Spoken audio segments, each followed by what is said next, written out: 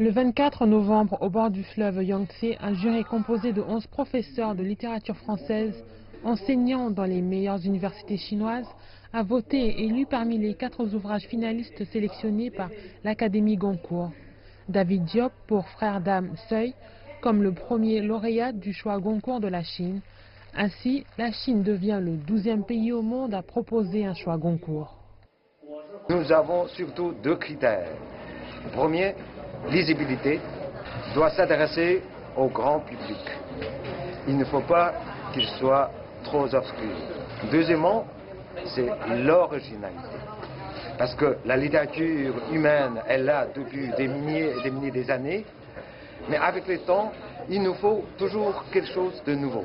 Je dis cela, c'est l'originalité. Cet événement qui est assez historique, dans l'histoire de la Chine, dans l'histoire de Wuhan aussi, le choix du prix Goncourt de la Chine, pour moi c'est un très grand honneur d'y participer.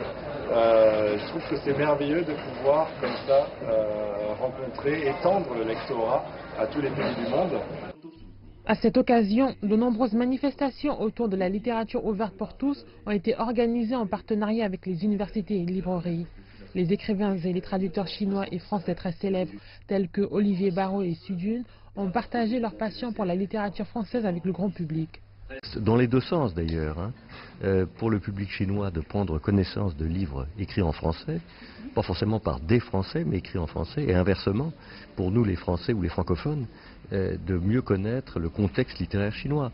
Donc je pense que ça n'a que des avantages pour chacune des deux parties. Le prix Goncourt est le plus prestigieux des prix littéraires français après le prix Nobel de littérature.